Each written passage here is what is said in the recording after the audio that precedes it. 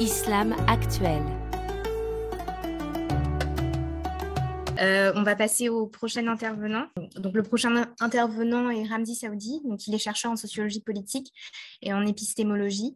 Il est également formateur et accompagnateur en conduite du changement. Et il est auteur notamment d'un livre intitulé « Quel bilan pour le réformisme dans l'ère arabo-musulmane ». Il va intervenir sur le sujet suivant, donc, qui est repenser la recherche à partir d'un nouveau paradigme civilisationnel. Je vous laisse la parole, Ramzi. Très bien, barakallahu fik. Salam alaikum à toutes et à tous. Très bien, donc bismillah, wa salatu wa salam ala rasulillah, rabbi shrah li sadri wa yassir li amri wahlul uqdatan min lisani yafqahu qawli. Je vais aller directement dans le vif du sujet.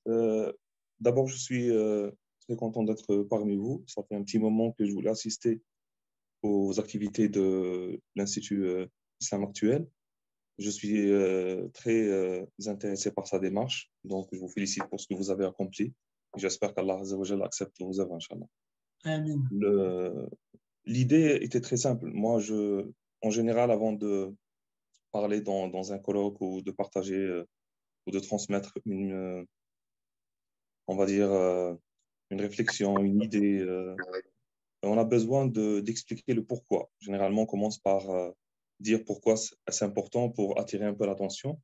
Mais l'avantage de passer après Fatima, c'est qu'elle a fait le topo, donc je n'ai pas besoin d'insister sur le fait qu'aujourd'hui, on a vraiment besoin, quand je dis nous, musulmans bien sûr, mais plus largement la communauté scientifique, de travailler dans un cadre d'indépendance, on va dire, pour pouvoir produire une connaissance utile, pour reprendre un peu la thématique.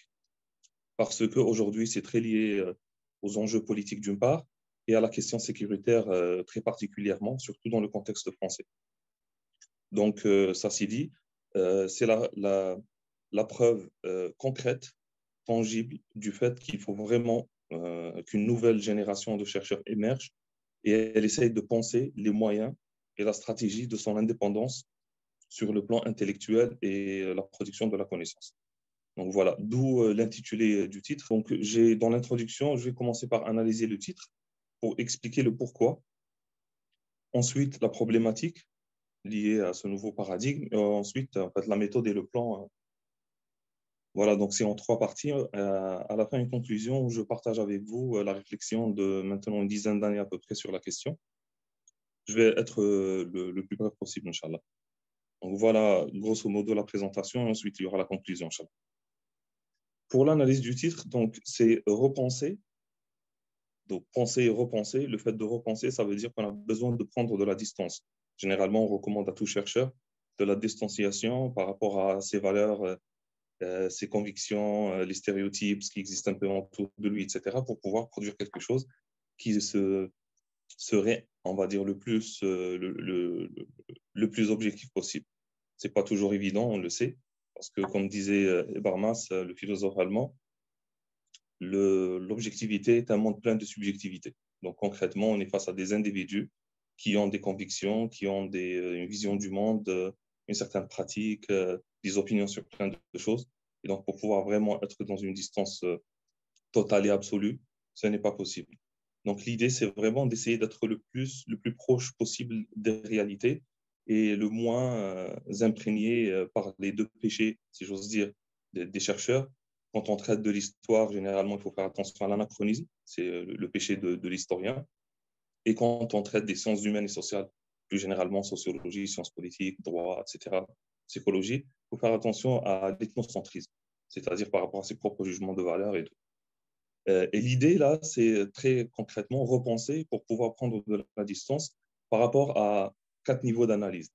Et c'est ça un peu la problématique. Ça veut dire que la question qu'on se pose, c'est comment on peut former une nouvelle génération de chercheurs qui aura la possibilité et la capacité, c'est-à-dire les connaissances, les savoir-faire et le savoir-être, pour pouvoir être indépendante dans son travail de recherche. C'est ça un peu l'objectif de mon intervention. Donc, elle a besoin, c'est un peu l'hypothèse, d'un nouveau paradigme. Et ce nouveau paradigme, il se veut complètement détaché de ce qui existe aujourd'hui, notamment dans le contexte francophone, mais plus généralement celui qui a été créé et produit par la modernité dans ses différentes formes tout au long de l'histoire. Aujourd'hui, nous, on est une génération qui arrive à terme de ce qui a pu être la modernité, le modernisme, le scientisme, etc., le positivisme on voit très bien que c'était plus de l'idéologie, un peu des réalisations et beaucoup de technicité qui ont réifié l'être humain. On a chosifié la condition humaine et du coup, on n'arrive plus à avoir un rapport sain, non seulement au niveau de la réflexion, de la compréhension, mais aussi dans le rapport de dialogue et d'interconnaissance entre les personnes de différents pays, différentes religions, etc. D'où la notion très importante de la domination. Donc aujourd'hui, on est clairement dans une lutte contre cette domination, y compris dans le champ scientifique et dans le domaine de la recherche. C'est-à-dire que Fatima aussi a parlé d'un champ. Aujourd'hui, dans le champ sémantique, il y a une domination de tout ce qui a été produit par la modernité. Aujourd'hui, ce qui a été produit par la modernité, on le sait très bien, ce n'est pas le progrès forcément, ce n'est pas neutre forcément, ce n'est pas objectif forcément. Et donc, on a besoin de prendre de la distance par rapport à cela. Comment on peut le faire? Ça, c'est le deuxième point de la problématique, sans retomber dans ce que Bourdieu appelait la reproduction. C'est-à-dire tout en estimant qu'aujourd'hui, il y a un problème non seulement dans le système, donc on a besoin d'une réforme dans le système, mais du système dans sa globalité. Je parle du système de domination globale, mais surtout, je focalise ici sur celui de la recherche, la production scientifique, le management de la connaissance, etc. Donc, un peu tout ce qui concerne l'université, la production et la diffusion du savoir. Donc, aujourd'hui, la question se pose vraiment comment on peut empêcher cette reproduction. L'idée, ça c'est ma deuxième hypothèse, c'est que dans l'islam, il y a cette possibilité parce que la référence de base ou les références sur lesquelles on peut s'appuyer, comme étant dans l'épistémologie, on appelle ça les sources de la connaissance ou du savoir. Là, on va aller pour puiser, pour récolter les données, etc. Il y a les données du terrain, mais il y a aussi les données qui sont beaucoup plus globales, on va dire, dans leur orientation, leur origine. Et donc, dans le Coran, par exemple, et dans la Sunna du prophète Mohammed sallallahu alayhi wa sallam, dans le Hadi, précisément, donc peut-être dans les questions, je pourrais expliciter le terme un peu parce qu'il y a une certaine différence entre les trois, entre Sira, Sunna et le Hadi. Je parle de Hadi en tant que méthode prophétique. Et donc là, on peut trouver des éléments qui sont de l'ordre de la révélation. Et donc là, on a besoin d'un postulat de base, c'est-à-dire dans le cadre moderniste qui existe aujourd'hui, le cadre dominant, on ne peut pas partir de ce postulat. Alors que le postulat, vous savez tous, comme en mathématiques, etc., on n'a pas besoin de le prouver ou de l'expliquer. Le postulat de base, c'est un postulat à partir du... juste tu l'annonces, tu dis, moi, je pars d'un postulat. Donc, nous, dans cette démarche-là, on part du postulat comme quoi il y a un Dieu qui existe, c'est le Créateur. Il a révélé un livre. Il a envoyé un prophète pour expliquer ce livre-là et essayer de donner une méthode de comment le comprendre et comment l'appliquer. Et on considère que ça fait partie des sources du savoir. Ce ne sont pas des sources exclusives, mais inclusives. Et donc, du coup, on peut les intégrer avec les autres sources de la connaissance qui ont trait avec l'observation, avec les différents moyens de récolte de données, bien sûr. Et à partir de ce moment-là, donc, on a le deuxième point dans notre problématique. Donc, pour éviter cette reproduction, il faut revenir à une source, si j'ose dire, qui est supérieure sur le plan ontologique ou extérieure à l'être humain. Elle lui parle comme étant un message adressé à lui. Mais ce n'est pas lui qui a créé le message, il a reçu le message. Ça, c'est un deuxième point très important. Je ne veux pas rentrer dans des discussions avec des gens qui ont des postures plutôt laïques ou agnostiques pour prouver l'existence de Dieu d'abord, parce que c'est un postulat, et deuxièmement, pour dire que, effectivement, dans la recherche, il y a un trait très important qui caractérise le chercheur, c'est celui d'être exhaustif. Donc, si tu veux être exhaustif, donc, tu es obligé, en quelque sorte, par la démarche scientifique, entre parenthèses elle-même, d'aller chercher le plus loin possible et dans les différentes sources que tu peux trouver pour apporter des réponses à tes problématiques, tes questions, pour pouvoir infirmer ou infirmer tes hypothèses. Donc ça, c'était le deuxième point de la problématique. Et en même temps, j'apporte des réponses là-dedans. Le troisième et dernier point, c'est est-ce qu'on peut organiser cela ou plutôt, doit-on être seul dans cette démarche ou on a besoin de faire cela dans une démarche collective? Et cette démarche-là, on doit la réfléchir sur ses modalités, la conceptualiser, si vous voulez, que ce soit sur le plan théorique, sur le plan méthodologique ou sur le plan pratique. Et donc, ma troisième hypothèse et ma dernière, c'est que oui, on a besoin d'un travail collectif Et ce travail-là, il doit être à la fois organisé, méthodique et cumulatif.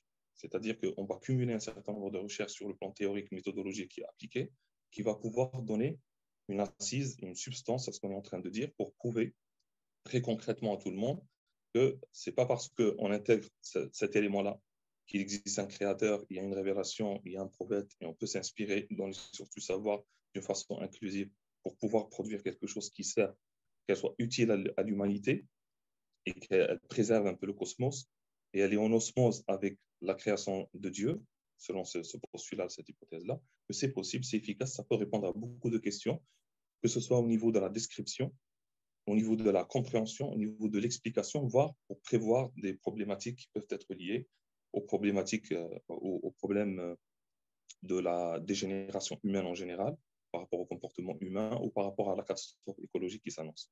Donc, du coup, par ce biais-là, on va pouvoir répondre à plusieurs questions à la fois. Donc, c'est une approche multidimensionnelle, que ce soit dans la formulation de ces questionnements ou bien dans l'articulation de ces réponses.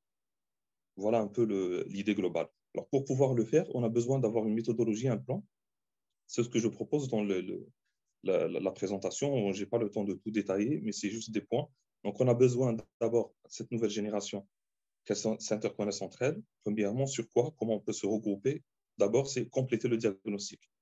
Vraiment mettre Fatima vient de faire le topo sur l'islamologie, sur les études, les acteurs, etc. Vous voyez que c'est complexe, il y a beaucoup d'éléments.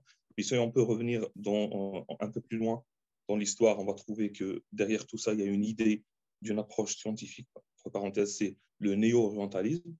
Et alors, le néo-orientalisme, c'est lorsqu'on a voulu changer l'ancien orientalisme, qui traitait de la culture et des sciences religieuses, etc., musulmanes en particulier, de l'Orient, mais surtout dans le monde arabo-musulman, comme étant essentiellement antidémocratique, entre parenthèses, foncièrement violente, archaïque, irrationnelle, etc., avec l'ensemble des adjectifs qualificatifs qu'on peut y mettre. Donc, premier point, donc on a dit, ça c'est très colonialiste, donc il faut passer à un néo-orientalisme, on a changé de nom, et donc c'était l'idée des sciences sociales et les sciences humaines appliquées. On ne va plus étudier l'islam en tant qu'essence, parce que ça n'est pas une essence, mais les islams en tant que pratique. Et c'est là où on a commencé à s'intéresser aux individus, pour ne pas généraliser, etc. Donc il y a des problématiques liées à ces questions-là. Et l'essentialisation, on appelle ça comme ça. Et donc, pour éviter cela, donc, il fallait partir du terrain, récolter des données du terrain. Sauf que le problème, c'est celui qui va sur le terrain, c'est un chercheur, avec tous les stéréotypes et les a priori qui sont dans sa tête et dans son cœur. Et ensuite, il a un certain nombre d'intérêts qui servent. Donc, la recherche scientifique n'a jamais été objective, n'a jamais été neutre. Donc, elle rentre dans des dessins. Là, on le voit clairement avec le ministère de l'Intérieur, l'approche sécuritaire, etc., cachée par du vernis qui se veut scientifique, pas religieux, pas spirituel, etc. Désenchanté pour prendre un peu l'adage. Et à partir de là, si on est convaincu par ce premier point, c'est jusqu'à aujourd'hui, on dit toujours, souvent, j'entends ça parmi les étudiants, même les chercheurs, le diagnostic, c'est bon. On connaît le diagnostic. Il faut aller aux propositions. Qu'est-ce que vous proposez concrètement? On veut des démarches concrètes, une stratégie, comment on va faire. Alors que la vraie question, c'est qu'on n'est pas d'accord ou pas complètement d'accord sur les diagnostics. On doit le compléter. Donc, il y a cet aspect-là pour pouvoir comprendre ce qui se passe. Et il y a un autre aspect qui concerne le musulman et la démarche et la dynamique intérieure de la production du savoir au sein de la Oumma, on va dire, d'une façon plus générale. Donc, ça, c'est un deuxième point aussi. Il faut faire le bilan donc, sur les deux plans pour pouvoir assimiler tout cela, pardon, et après pour le dépasser. Donc, on est dans le dépassement. Et à partir de là, donc, quand on va inclure les niveaux d'analyse adéquats, c'est-à-dire on va prendre en compte le chercheur en tant qu'individualité, mais il n'est pas seul. Il y a la recherche autant que production humaine et diffusion de savoir, donc il faut aussi la prendre en compte. Troisième point, c'est l'organisation de la production de ce savoir-là et de sa diffusion. Et quatrième point, c'est l'environnement global dans lequel on baigne, c'est-à-dire à partir duquel on est questionné autant que chercheur et le sujet, on va dire, ou le public pour lequel on veut apporter des réponses parce qu'on est dans une interaction, dans un travail de recherche, on n'est pas seul. Donc sur ces quatre aspects-là, on a besoin de les intégrer pour pouvoir les repenser. Comment on forme ce chercheur-là, comment sa démarche, comment il travaille, quel est son paradigme, sa vision du monde, jusqu'aux détails des techniques de l'observation du questionnaire qu'il va utiliser, parce qu'ils ne sont pas neutres non plus. Ensuite, donc, il faut concevoir et produire le nouveau paradigme. Alors, pour pouvoir le faire, donc ça, si tu peux passer, Mohamed, donc c'est ma conclusion. Donc, il y a 3 points. Donc, d'abord, il faut avoir une approche dite civilisationnelle, mais de revivification. On ne va pas recréer tout, mais on va assimiler ce qui est bon chez les musulmans historiquement dans la Oumma, aujourd'hui un peu partout dans la production humaine. Donc, on n'est pas dans le nihilisme, c'est-à-dire on n'accepte rien du tout, mais on est conscient du fait que derrière chaque outil, derrière chaque concept, il y a une vision du monde. Et donc, cette vision du monde, il faut la déconstruire et la reconstruire à partir de la révélation et de Sunan, ce qu'on appelle Sunan, c'est-à-dire les lois que Dieu a mis dans le monde, que ce soit le monde physique ou le monde humain, pour pouvoir le vivre et agir. Et donc, du coup, les comprendre, ça fait partie de la recherche. Donc, la première phase dont on a besoin justement dans cette revivification civilisationnelle, donc il y a une continuité mais un dépassement. Il y a un verset dans le Coran qui explique ça très très bien en termes méthodologiques. مُصَدِّقًا لِمَا بَيْنَ يَدَيْهِ مِنَ الْكِتَابِ وَمُهَيْمِنًا عَلَيْهِ. Donc, comment Allah Azza wa Jal recommande au prophète sallallahu alayhi wa sallam, sahaba, et pour nous aussi, parce qu'on est concerné par ce message-là, comment on fait avec ce qu'on trouve en général, que ce soit pour Ahl al-Kitab, les gens du livre, ou les autres philosophies ou les modes et les systèmes d'administration, de gestion, de production de connaissances, des mœurs, etc. En général, la position de l'islam est la suivante, très concrètement, c'est-à-dire il va analyser, diagnostiquer pour prendre ce qui est bien et le garder, le consolider, le préserver.